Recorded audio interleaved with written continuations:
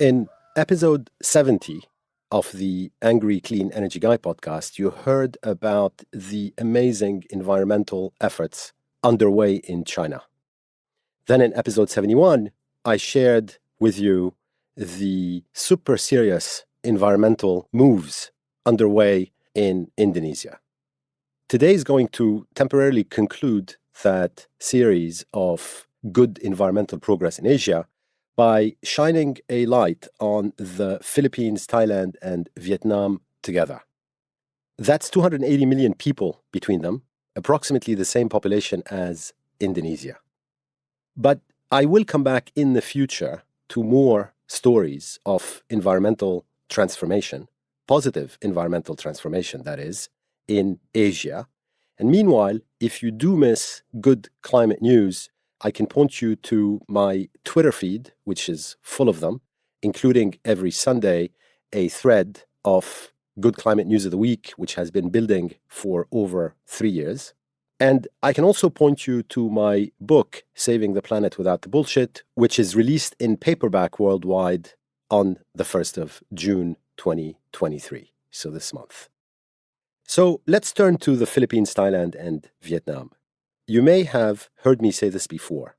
When I survey press and TV coverage around the world, I am quite incensed at consistently finding that countries like Sweden, population 10 million, get more coverage per square centimeter of newspaper or per minute of TV coverage than the Philippines, Thailand, and Vietnam combined.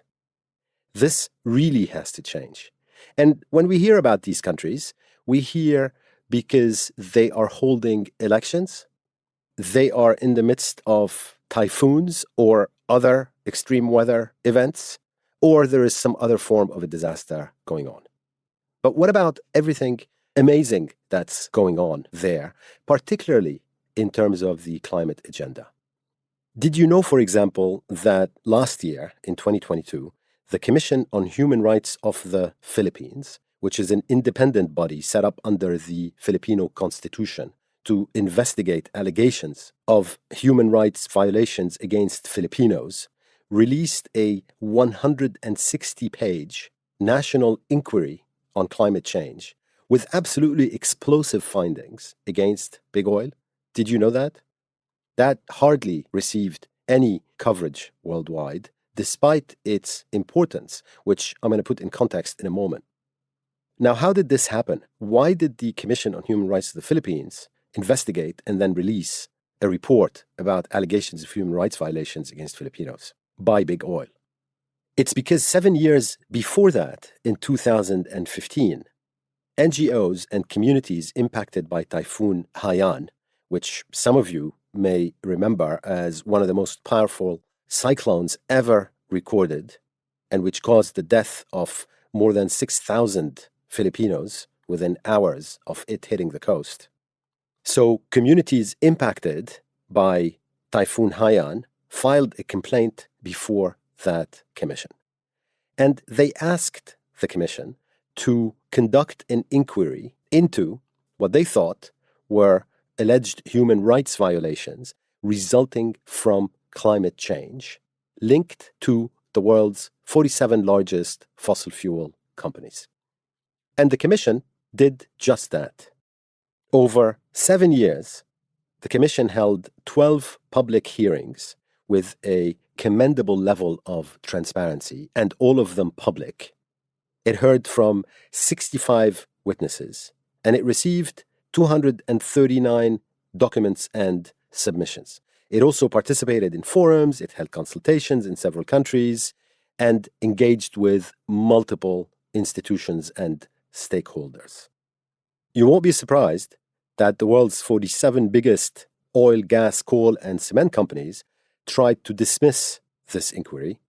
Then they started arguing that territoriality principles applied. So, in other words, a Filipino Human Rights Commission didn't have jurisdiction to go after them. And in its report, the commission had to explain to them, and I quote, that all human rights were interrelated, interdependent, and indivisible, that one cannot consider civil and political rights separately from economic, social, and political rights, and the Commission therefore concluded that territoriality did not apply. And they couldn't be more correct. Oil, gas, and coal emissions impact the climate of everybody on Earth and the entire planet. Now, the findings of that commission couldn't be, frankly, clearer or blunter. And I'm just going to quote some. Anthropogenic, man-made contributions to climate change are quantifiable and substantial. Here's another quote. The carbon majors had early awareness, notice, or knowledge of their products' adverse impact on the climate and environment system. Here's a third one. The carbon majors engaged in willful obfuscation and obstruction to prevent meaningful climate action, contravening the standards of honesty and good faith. Remember, this is all in a 160-page report full of evidence and citations. Here's another quote. The Commission sadly notes that to this date, climate change denial and efforts to delay the global transition from fossil fuel dependence still persist. Sadder still is that these obstructionist efforts are driven not by ignorance, but by greed. End of quote. And the Commission's recommendations to governments, to carbon majors, to investors, lawyers, to the United Nations, to NGOs, and to citizens everywhere are extensive. There's 29 pages of them. And here are some of my favorites. To governments, they said, discourage dependence on fossil fuels and include the military in carbon accounting. Incredibly sensible, don't you think? To carbon majors, they said, desist from all activities that undermine the findings of climate science and cease further exploration of new oil fields, all of which is aligned with the science. And there's lots of other gems in this incredible must-read of a report. Here's just two more. All acts to obfuscate climate science and derail, or obstruct the energy transition may be a basis for liability. At the very least, they are immoral. And a final one, fossil fuel enterprises continue to fund the electoral campaigns of politicians with the intention of slowing down the global movement towards clean, renewable energy. So this product made in the Philippines, the Commission's report, is not a small thing and has global significance because climate lawsuits everywhere will be building on the incredibly thorough job that the Commission has done on its findings. And we see already that spreading everywhere, climate litigation is taking place. Welcome to episode 72 of the Angry Clean Energy Guy podcast with me, Asad Razzouk. I am so happy you're here. Thank you.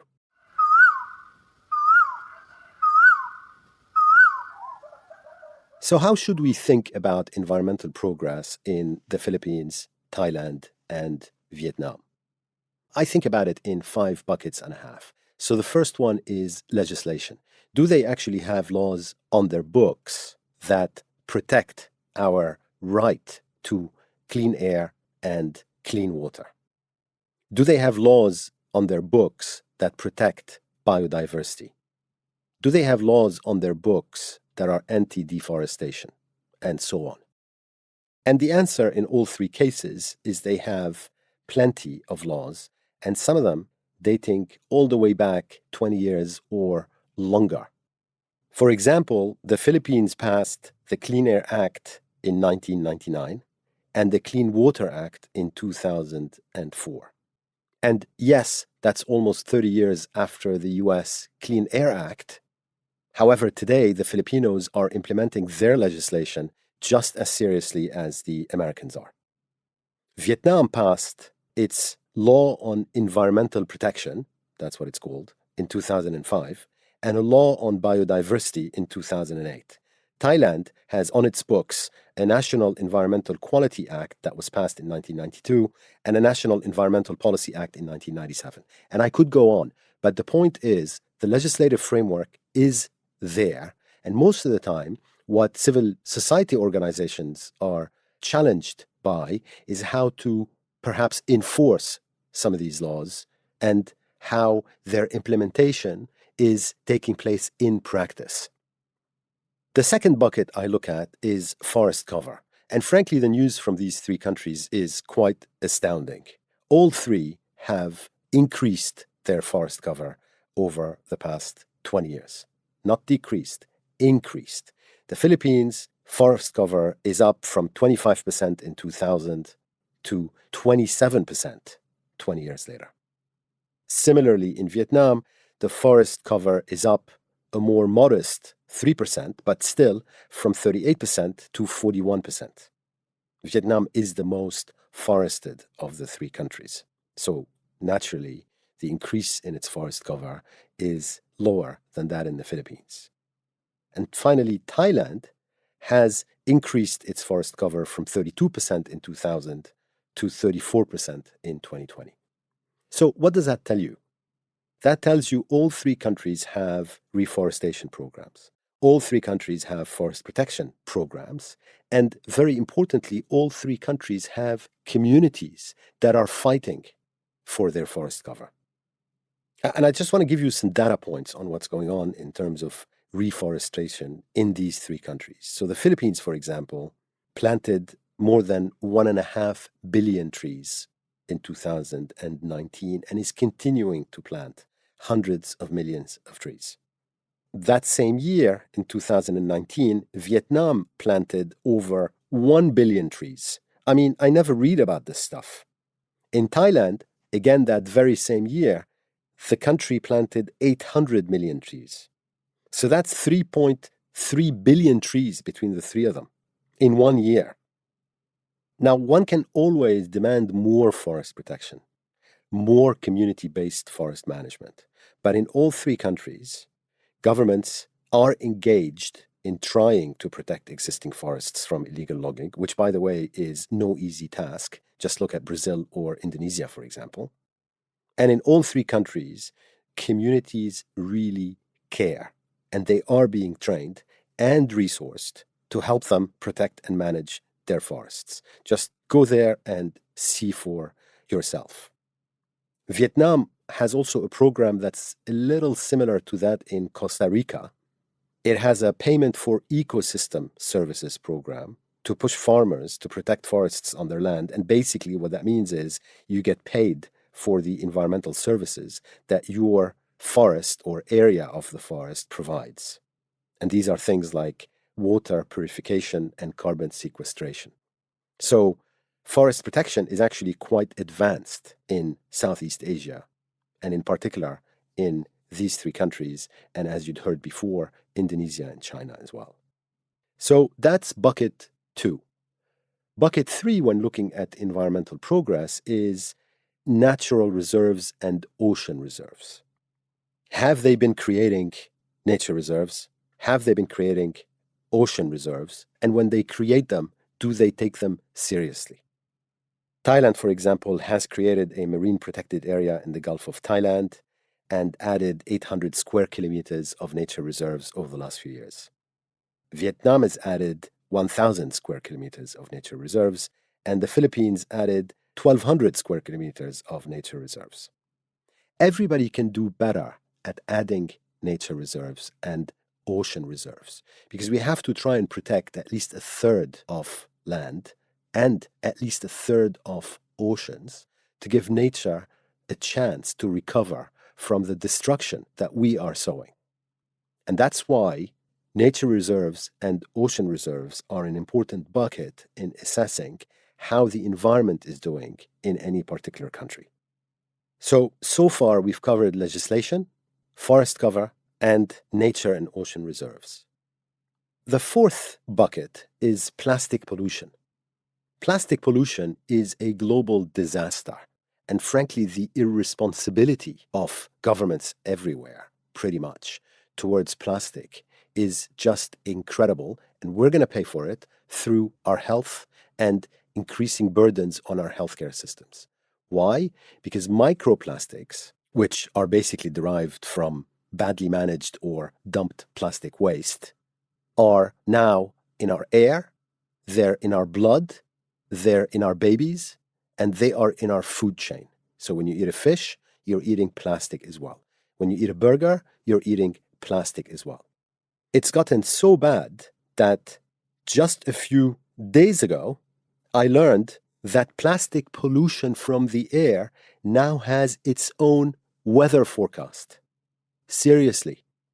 I don't know if you're aware of this, but right now there's 175 countries in Paris for plastics treaty talks. Let's hope these talks don't go the way of the climate talks. But this plastics pollution weather forecast, which was launched just in time for their meeting, basically shows them how many microplastic particles they in Paris are going to be showered with during the 5 days of those plastic treaty talks. And as far as I know, this is the first ever plastics pollution weather forecast. Interestingly, it's predicting a downpour over the greater Paris area every 24 hours of somewhere between 40 and 48 kilograms of free-floating plastic bits. That's between 88 and 106 pounds.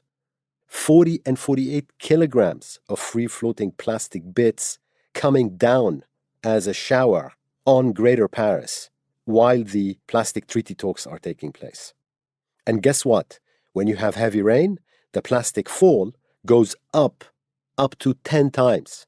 So you get 10 times more microplastics than you would otherwise. And I hope that does sharpen the focus of these negotiators at the treaty talks over plastic in Paris. Because we have to ban single plastic everywhere. Just ban it.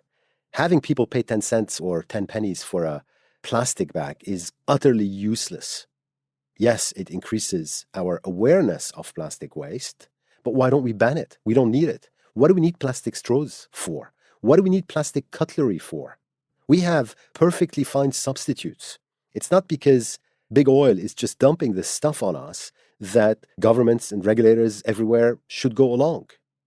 It's time to say stop to single-use plastic as the very first step towards fighting back against this plastic pandemic.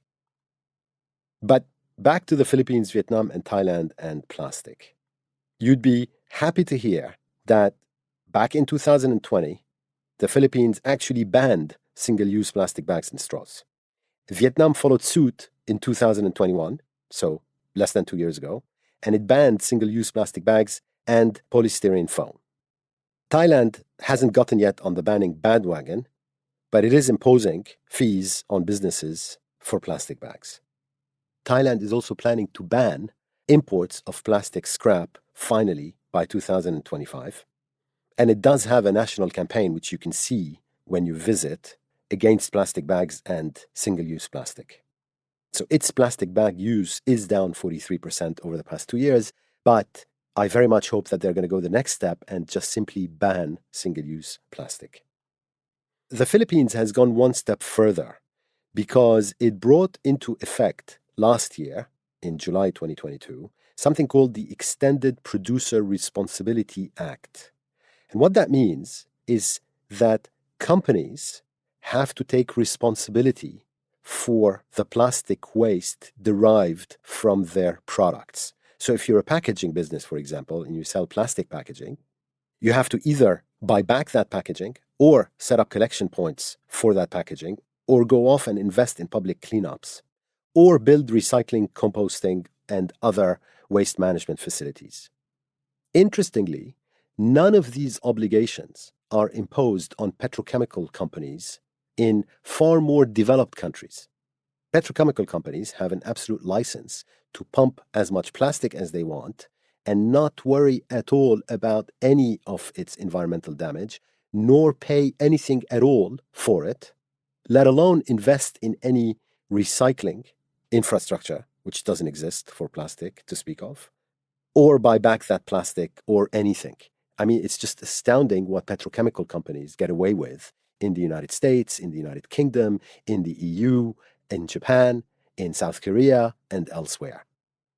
The Philippines also passed a law that forces businesses to cut their use of single-use plastics by 50% by 2025. Vietnam has a goal to cut plastic waste by 75% by 2030. And all three countries are making efforts to improve their waste management systems. So Thailand, for example, has a top-down strategy to build the infrastructure necessary for waste management and then upgrade the technology in those facilities. Now, it's not ideal, but frankly, whether it's the Philippines or Thailand or Vietnam, they score very high marks in my book, and in particular, the Philippines, on fighting back against plastic pollution. And the fifth and final bucket is the vibrancy of climate and environmental civil society organizations. And there, you can rest assured that the Philippines' civil society organizations are super loud on climate and the environment, that those in Thailand are somewhat less loud, but very active as well. And finally, that the civil society organizations exist in Vietnam, but sadly aren't either as loud or as active as in Thailand or the Philippines, at least for now. In all three countries, they're working hard, civil society is, on increasing public awareness of environmental issues, on shouting when they see environmental abuse, and on pushing government to change faster and introduce more environmental legislation, create more nature reserves, push renewables faster, and implement harsher measures against illegal deforestation. And that's your quick tour of the Philippines, Thailand, and Vietnam with a focus on the environmental progress that is absolutely evident and incredibly underreported.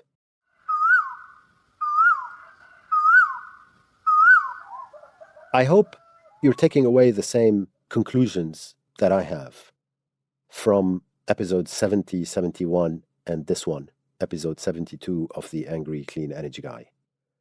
And that's the fact that the people of Southeast Asia and the people of China absolutely care about their environment and have pushed their governments incredibly hard over the past 20 years to get climate action and environmental action to the very impressive level it's at in all five countries.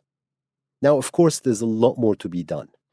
However, we should also put a spotlight on outperformance in fighting back against deforestation, on outperformance in pushing back against plastics.